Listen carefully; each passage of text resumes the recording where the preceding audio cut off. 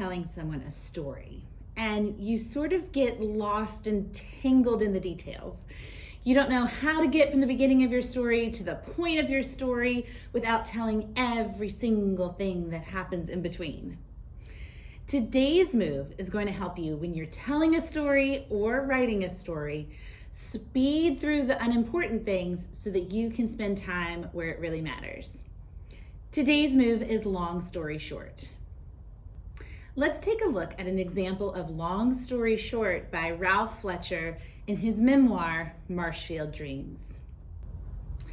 We hung around together all day, swimming, looking for shells and sea glass and bottle caps.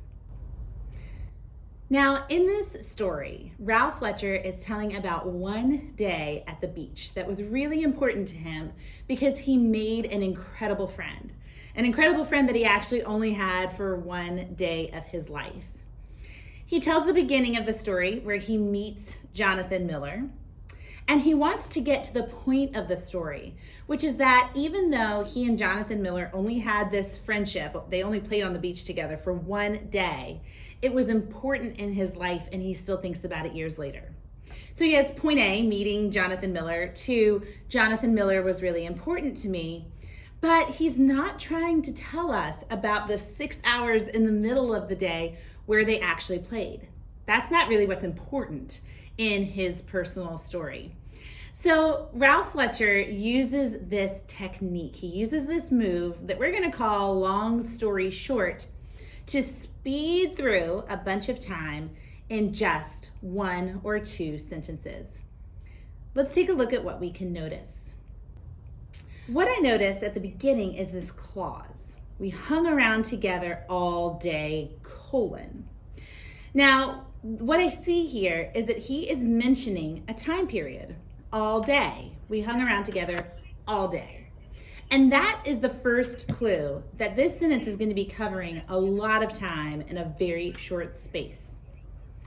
Then after that colon is a list of things that they did together: swimming, looking for shells and sea glass, and bottle caps.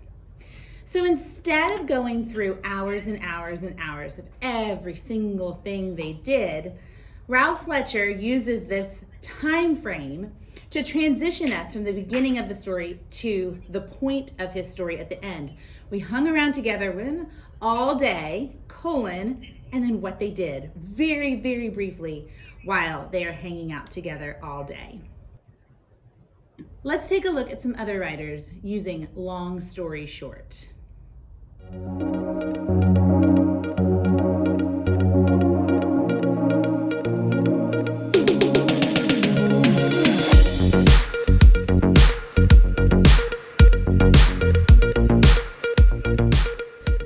So where in your writing do you need to get through a longer period of time relatively quickly? Could you use just 1 sentence or 2 sentences to mention a time frame, all day or 1 hour or 2 years or 6 months, and then tell what happened during that time frame very, very briefly? Do you need some help skimming past what's unimportant in your story so that you can actually zoom in and spend time on the details that do matter? Thanks for watching. Please make sure that you subscribe so that you don't miss any mini moves for writers.